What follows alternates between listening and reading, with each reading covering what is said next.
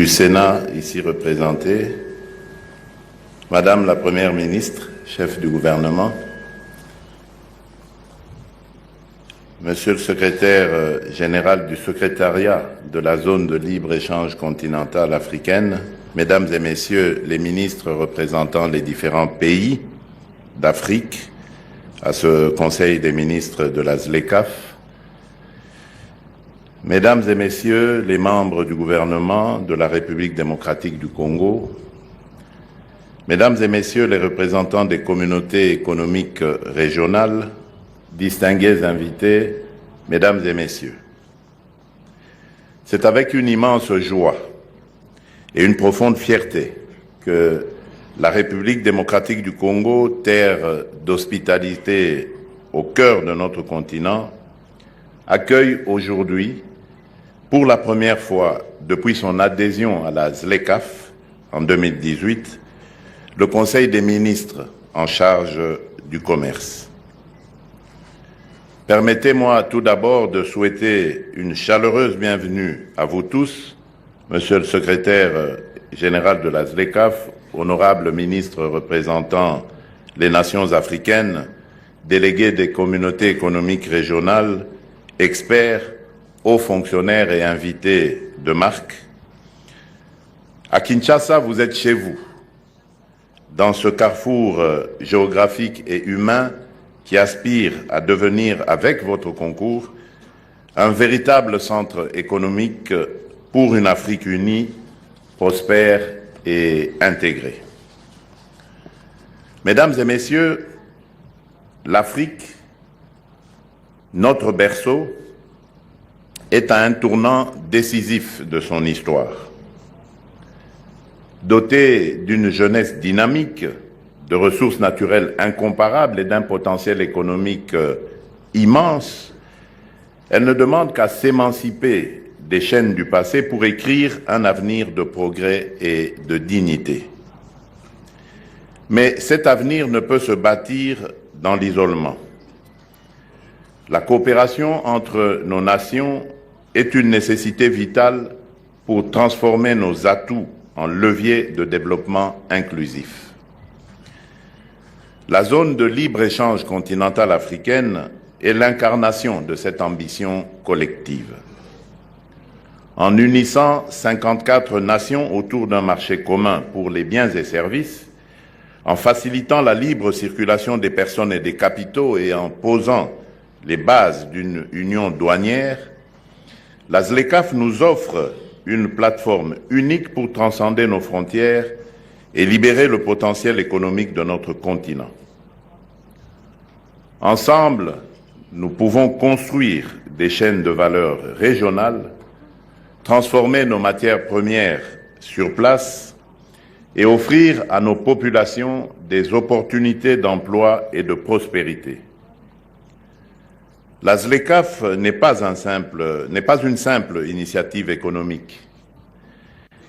Elle est l'un des piliers de l'agenda 2063 de l'Union africaine, cette vision audacieuse d'une Afrique que nous voulons.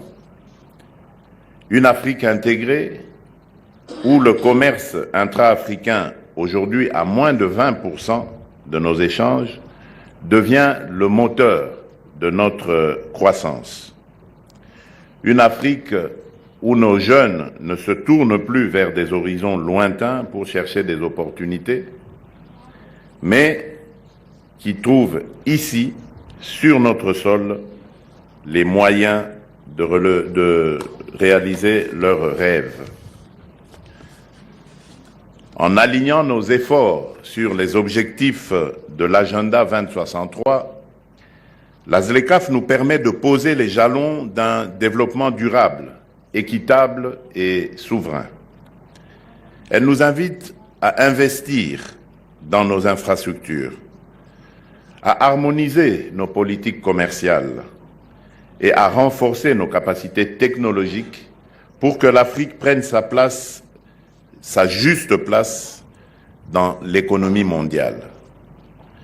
L'avenir du monde se joue en Afrique. Mesdames et Messieurs, pour la République démocratique du Congo, la ZLECAf est bien plus qu'un accord commercial. Elle est une opportunité économique historique de réaliser notre vision de développement. Avec nos immenses ressources agricoles, forestières, halieutiques et minérales, et une population de près de 100 millions d'habitants, notre pays a le potentiel de devenir un acteur majeur du commerce continental. La ZLECAf nous ouvre les portes d'un marché de 1,5 milliard de consommateurs où nos produits transformés localement, du cacao au cobalt, du bois aux produits agricoles, peuvent trouver preneurs. Elle nous permet également d'accéder plus facilement aux biens et services des autres nations africaines, réduisant ainsi notre dépendance vis-à-vis des importations extracontinentales. En intégrant ce marché commun, la République démocratique du Congo ambitionne de développer des industries locales compétitives, de créer des emplois pour sa jeunesse, de renforcer son rôle de trait d'union économique entre les différentes régions du continent. Kinshasa, notre capitale, est prête à devenir un hub économique, un lieu de convergence pour les échanges et les investissements africains.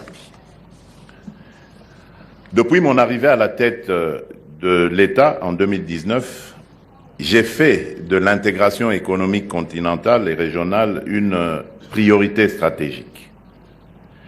La République démocratique du Congo, membre actif de la SADC, de la CEEAC, du COMESA et depuis 2022 de la Communauté d'Afrique de l'Est, l'EAC, a ratifié l'accord de la ZLECAf en avril 2022. Cet engagement s'est traduit par des actions concrètes qui sont la création du Comité national ZLECAf en juillet 2021, placé sous l'autorité de Madame la Première ministre avec un secrétariat exécutif chargé de coordonner nos efforts, l'élaboration d'une stratégie nationale de mise en œuvre de la ZLECAf qui guide nos politiques pour maximiser les bénéfices de l'accord, et le dépôt récent de nos listes de concessions tarifaires auprès du secrétariat de la ZLECAf, un pas décisif vers notre intégration à l'initiative du commerce guidé. Ces mesures témoignent de notre volonté de faire de la ZLECAf un levier de transformation économique. À travers des campagnes de sensibilisation, nous mobilisons notre secteur privé et nos citoyens pour qu'ils approuvent, qu'ils s'approprient cette opportunité. Car la ZLECAf ne réussira que si elle profite à tous, entrepreneurs, agriculteurs, artisans et jeunes innovateurs. Dans le cadre d'une zone de libre-échange, la mutualisation des investissements ne se limite pas à la réduction des barrières tarifaires. Elle repose sur l'harmonisation des politiques économiques, le développement des infrastructures communes et la convergence réglementaire, afin de créer un environnement propice à l'émergence d'un véritable marché africain intégré. Pour la République démocratique du Congo, cette dynamique signifie non seulement un accès renforcé aux marchés régionaux, mais aussi une opportunité stratégique de partager des technologies, de transférer des compétences et de construire des chaînes de valeur communes. Les avantages pour notre pays sont multiples. Diversification accélérée de notre économie, valorisation de nos avantages comparatifs, accès élargi aux marchés régionaux, réduction des vulnérabilités économiques et renforcement de notre résilience. C'est en mutualisant nos efforts et nos ressources que nous pourrons transformer nos ambitions continentales en réalité tangible pour nos peuples. Mesdames et Messieurs, la tenue de ce Conseil des ministres à Kinshasa est un symbole fort de notre engagement commun. Elle marque une étape cruciale dans la concrétisation de la ZLECAf et dans la sensibilisation de nos populations à ces enjeux et défis.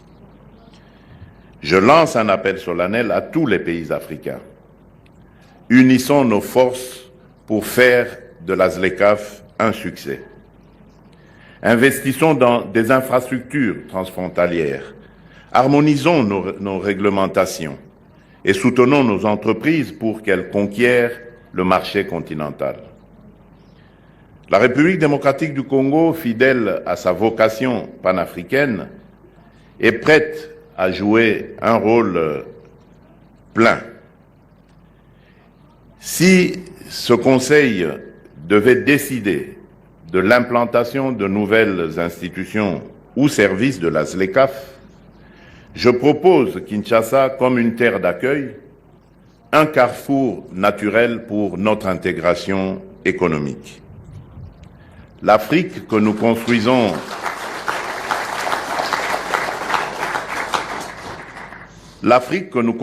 aujourd'hui est celle de l'espoir, de l'unité et de la prospérité partagée. La ZLECAf est notre outil pour y parvenir, un pont vers un avenir où chaque Africain pourra vivre dignement des fruits de son travail. Je vous souhaite des travaux fructueux et riches en décisions pour le bien de nos peuples. Que ce Conseil des ministres soit une étape décisive vers la réalisation de notre rêve commun, une Afrique forte, unie et prospère. Vive la coopération africaine, vive la zone de libre-échange continentale africaine, que Dieu bénisse la République démocratique du Congo et l'Afrique tout entière. Je vous remercie.